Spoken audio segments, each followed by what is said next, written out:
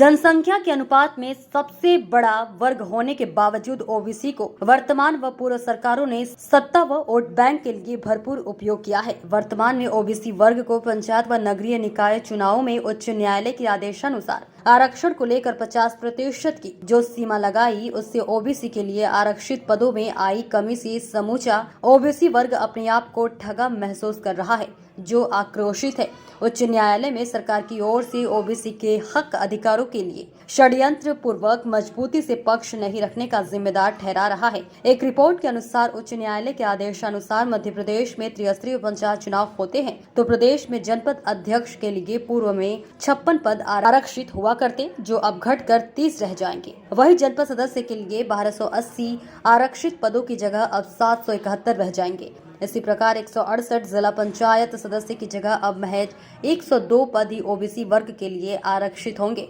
माननीय उच्च न्यायालय के आदेश के बाद सरपंच पदों पर भी ओबीसी के लोगों के जन प्रतिनिधित्व में 4023 पदों के बजाय 2985 पदों से संतुष्ट होना पड़ेगा। ओबीसी के लिए 14% आरक्षित पदों में आरक्षण की सीमा 50% लगाकर भारी कटौती के षड्यंत्र के बावजूद मध्य प्रदेश की राज्य सरकार व भाजपा की ओर से लाखों रुपए खर्च कर फैसला को ओबीसी के पक्ष में बताया जाकर होर्डिंग्स पोस्टर लगाकर झूठी वाहवाही भाजपा नेताओं द्वारा लूटी जा रही, जबकि हकीकत यह है कि ओबीसी की आरक्षित सीटों में कटौती हो गई है, जिसका समूचा ओबीसी वर्ग समझ आ रहा है। पिछली सरकारों की तरह प्रदेश के शिवराज सरकार का ओबीसी विरोधी चेहरा बेनकाब हुआ, जिसने विधानसभा में चुने हुए जनप्रतिनिधियों के 27% आरक्षण के प्रस्ताव ओबीसी पिछड़ा वर्ग आयोग, जो कि एक संवैधानिक संस्था के 35% आरक्षण ओबीसी वर्ग को दिए जाने की अनुशंसा के बावजूद प्रदेश के मुखिया, जो स्वयं पिछड़ा वर्ग से आते हैं, चुप्पी साधे हुए। ओबीसी महासभा ने अध्यादेश लाकर ओबीसी को उनके हक अधिकार दिलाए जाने की मांग की। उद्देश्य यह है कि हमारी जनसंख्या के अनुपात में हमें लोकल बॉडी इलेक्शन, नगरीय निकाय एवं त्रिस्तरीय पंचायत व्यवस्था में हमें हमारा हक और अधिकार हमारी जनसंख्या के अनुपात में दिया जाए। जब सरकार के द्वारा संवैधानिक दर्जा प्राप्त आयोग के द्वारा ओबीसी के लिए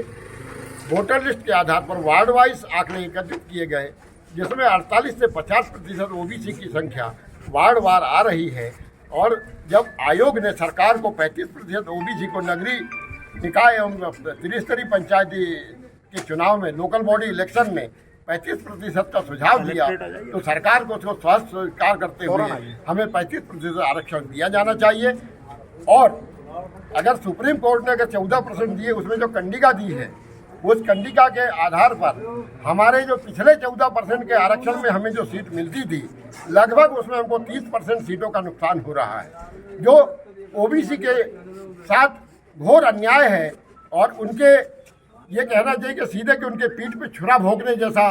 वो निर्णय है, और हम उसको कतई मानने को बाध्य नहीं हैं। और हम तो निर्वाचित सरकार से ऊपर क्या सर्वोच्च न्यायालय हो सकता है, जब वहां पर केंद्र सरकार के द्वारा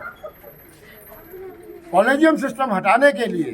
केंद्र सरकार से प्रस्ताव पास कर सुप्रीम कोर्ट भेजा जाता है, और सुप्रीम कोर्ट जो है उस प्रस्ताव को अस्वीकार कर देती है। ये कितनी बड़ी